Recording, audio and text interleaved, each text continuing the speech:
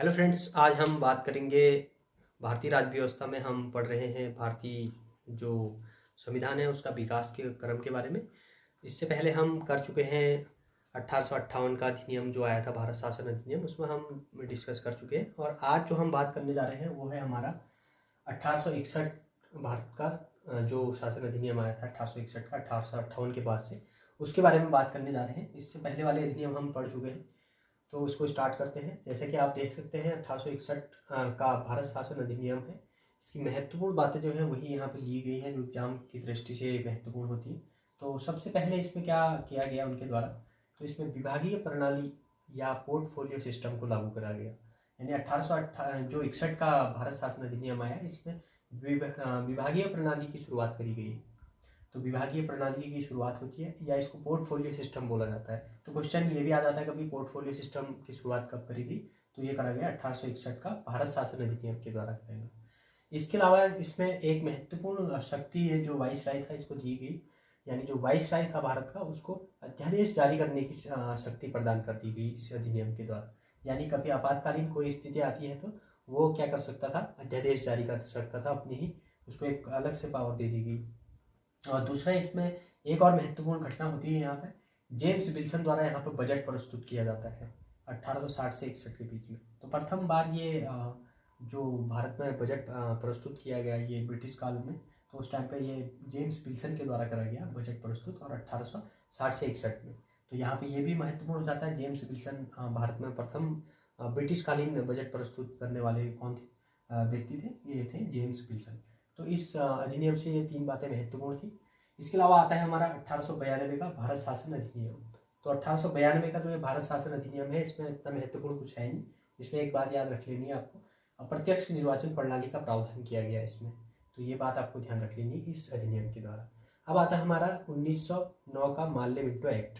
ये बड़ा महत्वपूर्ण एक्ट है और ये काफ़ी बार पूछा जाता है परीक्षाओं में। तो इसमें जो मार्ले और मिंटो थे, ये दो लोग थे, अलग अलग लोग हैं। ये मार्ले अलग था और ये मिंटो अलग थे। जो मार्ले था, ये मार्ले को भारत सचिव कहा जाता था। यानी जो मार्ले है ये भारत सचिव के पद पर तैनात था उस टाइम पे, और मिंटो जो था, ये मिंटो ये वाइसराय था। तो यहाँ पर दो बातें याद रख लेनी है कि मार्ले भारत का सचिव था और मिंटो क्या है, वाइसराय है भारत का। तो दो बातें यहाँ पे आपको ध्यान में रखनी है।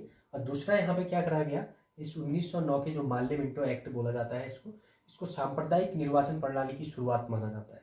यानी यहाँ पे क्या कर दिया गया है इनके द्वारा, माल्य मिंटो के द्वारा, भारत में जो मुस्लिम्स थे उनको अलग से निर्वाचन का अधिकार दे दिया गया। यानी जो मुस्लिम व्यक्ति है उसको मुस्लिम ही वोट करेंगे, इस प्रकार की प्रणाली इन्होंने शुरुआत कर दी है यहाँ पे। तो इसीलिए इसको ये माल्य मिंटो एक्ट को जो कहा जाता है सांप्रदायिक निर्वाचन प्रणाली की शुरुआत के इसको माना जाता है। इसके अलावा यहाँ पर वाइसराय व गवर्नर की जो कार्यकारिणी परिषद थी, उसमें पहली बार जो था सत्येंद्र नाथ सिन्हा, ये भारतीय व्यक्ति थे, इनको एक सदस्य के रूप में वहाँ पे नियुक्त किया गया। यानी प्रथम बार क्या किया गया इनके द्वारा, किसी भारतीय को वाइसराय और गवर्नर की कार्यकारिणी जो परिषद थी उसमें रखा गया। और वो प्रथम व्यक्ति कौन थे जो बने इसमें, वो थे सत्येंद्र नाथ सिन्हा, और ये उसमें विधि सदस्य थे। तो ये बात यहाँ पे ध्यान में रखनी है, क्योंकि यहाँ पर नाम पूछ लिया जाता है कई बार कि प्रथम जो वाइसराय और गवर्नर की कार्यकारिणी परिषद के सदस्य बने प्रथम भारतीय कौन थे, तो वो थे सत्येंद्र नाथ सिन्हा। तो ये विधि सदस्य थे उस टाइम पे। और ये जो जेम्स विल्सन द्वारा यहाँ पे बजट प्रस्तुत किया गया था 1861 में, और ये 1909 में क्या किया गया, बजट पर पूरक प्रश्न पूछने का अधिकार दिया गया है यहाँ पे। यानी बजट पर क्या कर दिया गया है कि पूरक प्रश्न पूछ सकते हैं, इसका अधिकार दे दिया गया इस 1909 के माल्य मिंटो एक्ट के द्वारा। तो ये तीन बातें इसमें महत्वपूर्ण थी। एक तो यहाँ पे सांप्रदायिक निर्वाचन, ज़्यादातर क्वेश्चन यहाँ पे यही बनता है कि सांप्रदायिक निर्वाचन का जन्मदाता किसे माना जाता है, तो ये माल्य मिंटो हो जाता है। या सांप्रदायिक निर्वाचन प्रणाली की शुरुआत कौन से एक्ट से होती है, वो होती है हमारी 1909 के माल्य मिंटो एक्ट के द्वारा होती है। और साथ में पूछा जा सकता है कि सत्येंद्र नाथ सिन्हा प्रथम भारतीय जो वाइसराय और गवर्नर की कार्यकारिणी परिषद के क्या बने, प्रथम भारतीय सदस्य बने हैं। और ये कौन से उस पर थे, ये विधि सदस्य के रूप में यहाँ पे नियुक्त हुए थे। अब आता हमारा 1919 का मॉन्टेग्यू चेम्सफोर्ड अधिनियम। तो मॉन्टेग्यू चेम्सफोर्ड अधिनियम ये काफ़ी महत्वपूर्ण अधिनियम है हमारा। तो इसमें एक तो क्या होता है, प्रांतों में द्वैत शासन की शुरुआत कर दी गई। यानी प्रांतों में द्वैत शासन की शुरुआत कर दी गई इनके द्वारा। इसमें द्वैध शासन से मतलब है कि इसमें जो विषय थे इसको दो भागों में विभाजित कर दिया गया, एक तो आरक्षित और एक हस्तांतरित। दो प्रकार के इसमें काम करे गए, एक तो आरक्षित और हस्तांतरित, और दूसरा इसमें एक राज्य परिषद और एक केंद्रीय परिषद का निर्माण किया गया। यानी जो आरक्षित और ये विषय जो थे, इसमें आरक्षित और हस्तांतरित विषय जो थे, आरक्षित में इन्होंने जो इनकम वाले थे यानी जिससे आय होती थी उन विषयों को रखा गया। इसमें इसको कार्यकारिणी परिषद थी उसके हाथों में दे दिया गया, जैसे इसमें राजस्व हो गया, वित्त हो गया, इसके अलावा पुलिस हो गई। तो ये तीन चीज़ें इस कार्यकारिणी परिषद को दे दी गई इस आरक्षित विषय के अंतर्गत।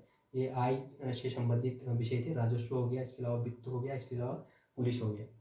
और साथ में जो हस्तांतरित विषय थे, इसमें व्यय से संबंधित जो भी कार्य होते थे उसमें उसको रखा गया। और इसमें इसके अंतर्गत ये मंत्री लोग करते थे। और ये मंत्री लोग में जैसे कि शिक्षा होगी, इसमें शिक्षा को रखा गया, इसके अलावा स्वास्थ्य को रखा गया, शिक्षा पर खर्च करना है, स्वास्थ्य पर खर्च करना है, स्वास्थ्य की अच्छी सुविधाएं करनी है, शिक्षा की व्यवस्था करनी है। तो ये सारे काम कौन करते थे? मंत्री लोग करते थे। और ये जो आय का काम करते थे वो करती कार्यकारिणी परिषद जो बनाई थी इन्होंने, वो इस काम को करती थी। और दूसरा यहाँ पे केंद्र में द्विसदनात्मक प्रणाली की शुरुआत करी गई। इसमें जैसे उत्तरदायी शासन शब्द का प्रथम बार प्रयोग करा गया। इसमें द्वैध शासन से मतलब है कि जो द्विसदन, यानी जैसे आज लोकसभा और राज्यसभा हम देखते हैं केंद्र में, और राज्य में हम देखते हैं कि विधानसभा और विधान परिषद देखते हैं, तो इसी प्रकार से वहाँ पे क्या कराया गया? द्वैध शासन, यानी कि राज्य परिषद और केंद्रीय परिषद की स्थापना करी गई, यानी द्वैध शासन की शुरुआत होती है। और दूसरा यहाँ पे एक उत्तरदायी शासन, यानी ये इनका कहना था कि हम भारत के लिए एक उत्तरदायी शासन की शुरुआत करेंगे और भारत में एक उत्तरदायित्वपूर्ण काम करेंगे। यहाँ पे भारतीयों की भी हम सुनेंगे और भारतीयों के अधिकारों की रक्षा करेंगे, ऐसा कहना था इनका। तो इसीलिए यहाँ पर उत्तरदायी शासन शब्द का प्रयोग करा गया इनके द्वारा पहली बार। और दूसरा, केंद्र में द्विसदनात्मक प्रणाली की शुरुआत करी गई। केंद्र में राज्य परिषद और केंद्रीय परिषद का निर्माण कराया गया। और साथ में जो राज्य परिषद होती थी इसमें 60 सदस्य होते थे, और ये 60 सदस्य 5 साल के लिए यहाँ पे होते थे इसमें राज्य परिषद। दूसरा केंद्रीय परिषद थी। केंद्रीय परिषद में 145 सदस्य थे। इस 145 सदस्यों को 3 वर्ष के लिए यहाँ पे इसमें क्या किया जाता था? 3 वर्ष इनके लिए यहाँ पे नियुक्ति होती थी, उसके बाद ये रिटायरमेंट हो जाते थे। तो ये ध्यान में रखना, राज्य परिषद में 60 सदस्य थे और केंद्रीय परिषद में 145 सदस्य थे। और राज्य परिषद का जो इसमें कार्यकाल इनका रखा गया 5 साल रखा गया, और इनका कार्यकाल 3 वर्ष रखा गया। तो ये दो चीज़ें यहाँ पे ध्यान में रखनी है। और अगला यहाँ पे जो इससे इम्पॉर्टेंट बातें बनती है वो बनती है ली आयोग की सिफारिश पर लोक सेवा आयोग का गठन किया गया। इसी 1919 का जो मॉन्टेग्यू चेम्सफोर्ड अधिनियम था, इसके द्वारा ही ली आयोग की सिफारिश पर लोक सेवा आयोग का गठन किया गया। और यह कब किया गया? 1926 में इसका गठन किया गया, 1926 ईस्वी। तो 1926 ईस्वी में क्या करा गया? लोक सेवा आयोग की स्थापना करी गई। लोक सेवा आयोग की स्थापना 1926 में करी गई। और किसकी सिफारिश पर करी गई? ये ली आयोग की सिफारिश पर इसको गठित किया गया। इसके अलावा इसका जो फर्स्ट अध्यक्ष बनाया गया इस लोक सेवा आयोग का, उसका नाम था सर रॉस बर्कर। तो सर रॉस बर्कर को इसका प्रथम अध्यक्ष के रूप में यहाँ पे नियुक्त किया गया। और साथ में यहाँ पे एक काम और किया गया इनके द्वारा, महिलाओं को वोट देने का अधिकार यहाँ पे दिया गया। प्रथम बार महिलाओं को वोट देने का अधिकार इसी 1919 के मॉन्टेग्यू चेम्सफोर्ड अधिनियम के द्वारा दिया गया। और फिर इनके द्वारा एक बात और कही गई कि 10 वर्ष बाद क्या करा जाएगा? एक आयोग का गठन किया जाएगा, और वो आयोग इसकी समीक्षा करेगा। किसकी समीक्षा करेगा? इन सब जो इन्होंने यहाँ पे वादे करे थे, जो भी इन्होंने इस अधिनियम में कानून बनाए थे, इन कानूनों की समीक्षा कौन करेगा? एक आयोग गठन करेंगे, और उस आयोग के गठन कितने वर्ष बाद होगा? 10 वर्ष बाद उस आयोग का गठन किया जाएगा, जिसमें हम देखते हैं कि फिर साइमन कमीशन का ये गठन करते हैं। उसमें कोई भी भारतीय नहीं होता, उसका फिर विरोध होता है। तो 1927 में ये काम होता है, उसको हम आगे बढ़ेंगे आने वाले उसमें। तो दूसरा 1921 में यह अधिनियम लागू कर दिया गया, यानी आया तो 1919 के में था, लेकिन लागू कब हुआ? ये 1921 में यह अधिनियम को इन्होंने लागू कर दिया गया। तो इससे ये इम्पोर्टेंट हमारे क्या थे? पॉइंट थे। और दूसरा यहाँ पे एक बात याद रखनी, जैसे यहाँ पे मार्ले क्या था? सचिव था, और मिंटो यहाँ पे क्या था? वाइसराय था। उसी प्रकार से मॉन्टेग्यू यहाँ पे क्या था? सचिव है, और चेम्सफोर्ड यहाँ पे क्या है? वाइसराय है भारत का। ये सचिव भारत का, और ये भारत का वाइसराय है। तो ये बातें यहाँ पे याद रख लेनी। और ये जो भी चीज़ें यहाँ पे लिखी गई हैं ये आप क्रम से लिखना। जैसे कि पहले आप इस काम को लिखना, सबसे पहले आप जैसे मॉन्टेग्यू चेम्सफोर्ड अधिनियम लिखेंगे तो उसमें आप लिखेंगे प्रांतों में द्वैध शासन की शुरुआत की गई। और द्वैध शासन के अंतर्गत आप इसको लिखेंगे उत्तरदायी शासन का शब्द का प्रथम बार प्रयोग किया गया। केंद्र में द्विसदनात्मक प्रणाली की शुरुआत करी गई, और वो द्विसदनात्मक प्रणाली कौन सी थी? राज्य परिषद, केंद्रीय परिषद। और साथ में इसमें राज्य परिषद में 60 सदस्य थे और 5 साल के लिए, और केंद्रीय परिषद में 145 सदस्य 3 वर्ष के लिए। उसके बाद आप इसको बनाएंगे, फिर इसमें विषय लिखेंगे, इसी के नीचे लिखेंगे, और विषय में आप आरक्षित और हस्तांतरित लिखेंगे। उसमें आरक्षित में आय और कार्यकारिणी परिषद, राजस्व, वित्त और पुलिस आ जाएगा। और साथ में हस्तांतरित में आ जाएगा आपका व्यय, इसमें मंत्री आ जाएगा, शिक्षा और स्वास्थ्य आ जाएगा। फिर आप इन पॉइंटों को लिखेंगे। ली आयोग की सिफारिश पर लोक सेवा आयोग का गठन किया गया 1926 में, और फर्स्ट अध्यक्ष इसका सर रॉस बरकर थे। और महिलाओं को वोट देने का अधिकार इसमें प्रथम बार दिया गया। और साथ में 10 वर्ष बाद समीक्षा की जाएगी, ये बात कही। और ये समीक्षा कौन करेगा, एक आयोग कर बनाया जाएगा इनके द्वारा। और 1921 में इस अधिनियम को लागू किया गया, ये भी आप इसमें इसके बाद लिखेंगे। तो ये इससे जो भी महत्वपूर्ण पॉइंट थे वो देखे हमने। अगले उसमें हम क्या कहते हैं वो देखेंगे, अगला जो हमारा अधिनियम आने वाला है, या उसके बाद से इसकी समीक्षा के लिए आता है साइमन कमीशन। अब हम उसमें देखेंगे साइमन कमीशन को। हेलो फ्रेंड्स, आज हम बात करेंगे साइमन कमीशन और इसके अलावा भारत शासन अधिनियम 1935 के बारे में। इससे पहले हम बात कर चुके हैं 1919 का जो मॉन्टेग्यू चेम्सफोर्ड अधिनियम था। तो इससे आगे जो आता है कि 1926 में ली आयोग की स्थापना हुई थी और प्रांतों में देश शासन का शुरुआत कर दी गई थी 1919 में। तो उसी की समीक्षा के लिए साइमन कमीशन को भेजा गया था यहाँ पे। और ये साइमन कमीशन जो था इसका निर्माण होता है 1927 में, इसका निर्माण होता है। और 1928 में ये भारत आता है। तो 1927 में जब इसका निर्माण होता है तो उसके बाद से 28 में ये भारत आता है। और भारत में जब ये आता है तो इसका विरोध यहाँ पर शुरू हो जाता है। तो इसको विरोध करने वालों में मुख्य रूप से लाला लाजपत राय थे। यहाँ पे लाला लाजपत राय ने इसमें साइमन गो बैक के नारे लगवाए। और यहाँ पे जब साइमन गो बैक के नारे लग रहे थे तो उसमें लाठीचार्ज हुआ। और जो लाला लाजपत राय थे इनको काफ़ी गंभीर चोटें आई, और जिसके कारण बाद में इनकी मृत्यु हो जाती है। तो इसमें इसका जो विरोध का कारण था, इसके 7 सदस्य थे इसमें मुख्य रूप से। तो 7 सदस्य जो इस साइमन कमीशन में ये 7 सदस्य थे, ये सभी सदस्य क्या थे, ये ब्रिटिश सर थे। इसमें कोई भी भारतीय सदस्य इसमें नहीं रखा गया था, जिस कारण से इसका यहाँ पे क्या चल रहा था, विरोध चल रहा था। तो साइमन कमीशन में ज़्यादा कुछ है नहीं। 1930 में अपनी रिपोर्ट यहाँ पे प्रस्तुत करता है। और कई उसके बाद से गोलमेज सम्मेलन भी देखने को मिलते हैं, वो हम हिस्ट्री में इसको देखेंगे। यहाँ पर हम इससे ज़्यादा संबंधित बातें नहीं करेंगे, क्योंकि आगे जो हमारा ये 1935 का जो भारत शासन अधिनियम है, ये हमारे लिए महत्वपूर्ण है। इसमें केवल 2 बातें याद रखनी है, एक तो 7 सदस्य थे और दूसरा 1927 में इसका निर्माण होता है, 28 में ये भारत आता है। अब आता है हमारा 1935 का भारत शासन अधिनियम। और भारत शासन जो अधिनियम 1935 है, ये काफ़ी बड़ा अधिनियम था। और इसमें कई बहुत सारे काम करे गए थे उनके द्वारा, और बहुत सारे वादे किए गए थे। जैसे कि इसमें सबसे पहले प्रांतों में द्वैत शासन की समाप्त कर दिया गया, यानी 1919 में प्रांतों में द्वैत शासन की शुरुआत करी गई थी। यहाँ पर क्या करा गया, जो प्रांतों में द्वैत शासन था उसको समाप्त कर दिया गया। तो प्रांतों में द्वैत शासन की समाप्ति कर दी गई इस 1935 के भारत शासन अधिनियम के द्वारा। और इसके अलावा जो प्रांतीय स्वायत्तता यहाँ पर प्रदान कर दी गई, यानी पहले जो प्रांतों में द्वैत शासन जो द्विशासनात्मक प्रणाली की शुरुआत करी थी उसको समाप्त करा गया, और प्रांतों को स्वायत्तता दे दी गई कि भाई तुम अपने काम अपने खुद से कर सकते हैं। उनको थोड़ा बहुत पावर दे दी गई एक हिसाब से। तो स्वायत्तता की शुरुआत यहाँ पर प्रांतों में कर दी गई। इसके अलावा यहाँ पर एक महत्वपूर्ण काम होता है, जो केंद्र था, केंद्र में यहाँ पर द्वैत शासन की शुरुआत हो जाती है। पहले प्रांतों में द्वैत शासन करा था 1919 में, लेकिन यहाँ पे केंद्र में क्या कर दिया गया, द्वैत शासन की शुरुआत कर दी गई केंद्र में। तो केंद्र में द्वैत शासन की शुरुआत होती है यहाँ पे। इसके अलावा अवशिष्ट शक्ति जो थी वो केंद्र को दे दी गई, यानी अवशिष्ट शक्तियाँ जो केंद्र को दे दी गई का मतलब है कि जैसे कि प्रांतों को पावर तो दी गई थी, लेकिन आपातकालीन स्थिति में सबसे ज़्यादा पावरफुल कौन हो जाता था, केंद्र। यानी जो सबसे ज़्यादा पावरफुल जो शक्तियाँ थी वो सब केंद्र के हाथों में दे दी गई, यानी अवशिष्ट शक्तियाँ केंद्र को दे दी गई। जैसे कि आज वर्तमान में हम देखते हैं, जैसे राष्ट्रपति शासन लगता है, तो किसी कारणवश अगर राष्ट्रपति शासन लगता है तो भारत में उस टाइम पे क्या होता है, केंद्र सरकार ज़्यादा पावरफुल हो जाती है बजाय किसके, प्रांतों की सरकारों से या राज्यों की सरकारों से। तो उसी प्रकार से अवशिष्ट शक्तियाँ केंद्र में यहाँ पे स्थापित कर दी गई इस 1935 के भारत शासन अधिनियम के द्वारा। और दूसरा यहाँ पे प्रस्तावना विहीन एक्ट इसको बोला जाता है। इसको क्या बोला जाता है, प्रस्तावना विहीन एक्ट इसको बोला जाता है या अधिनियम बोला जाता है। और दूसरा इसमें एक और काम हुआ, जो फेडरल कोर्ट की स्थापना हुई, यानी फेडरल कोर्ट की स्थापना हुई 1937 में। इस फेडरल कोर्ट के जो चीफ जस्टिस थे वो थे सर मॉरिस ग्वेयर। तो सर मॉरिस ग्वेयर को इसका चीफ जस्टिस बनाया गया इसको। और 2 भारतीय सदस्य इसमें रखे गए, इसमें 2 भारतीयों को भी इसमें बनाया गया।